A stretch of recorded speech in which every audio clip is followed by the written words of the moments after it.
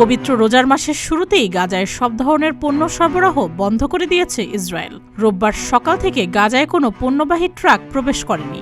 জানা গেছে, ফিলিস্তিনি স্বাধীনতাকামী গোষ্ঠী হামাস যুদ্ধবিরতির প্রথম ধাপের মেয়াদ বাড়ানোর প্রস্তাব প্রত্যাখ্যান করার পর ইসরায়েলি প্রধানমন্ত্রী বেনিয়ামিন নেতানিয়াহু এই সিদ্ধান্ত নিয়েছেন।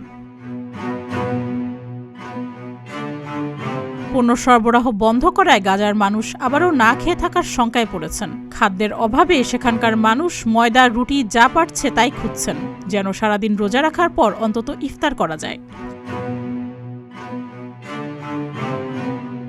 ইসরায়েল যেহেতু পণ্য সরবরাহ বন্ধ করে দিয়েছে, তাই গাজায় সবার মধ্যে আতঙ্ক তৈরি হয়েছে। তারা হয়তো আবারও বর্বর বোমা হামলা চালানো শুরু করবে। বেনিয়ামিন নেতানিয়াহু হুমকি দিয়েছেন, যদি হামাস যুদ্ধবিরতি চায় তাহলে তাদের জিম্মিদের মুক্তি দিতে হবে। জিম্মি মুক্তি ছাড়া কোনো যুদ্ধবিরতি থাকবে না। হামাস যদি যুদ্ধবিরতির মেয়াদ বাড়াতে রাজি না হয় তাহলে আরও কঠোর ব্যবস্থা নেওয়ার হুমকি দিয়েছেন বেনিয়ামিন নেতানিয়াহু। গত 19শে জানুয়ারি হামাস ও ইসরায়েলের মধ্যে 3 ধাপের যুদ্ধবিরতি চুক্তি শুরু হয়। চুক্তির প্রথম ধাপের মেয়াদ ছিল 42 দিন।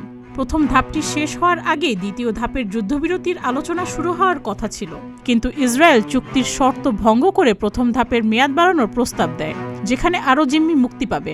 কিন্তু হামাস এই প্রস্তাব প্রত্যাখ্যান করেছে, কারণ জিম্মিদের মুক্ত করেই গাজায় আবারও বর্বরতা চালানো শুরু করতে পারে ইসরায়েল। সুস্মিতা, প্রতিদিনের বাংলাদেশ।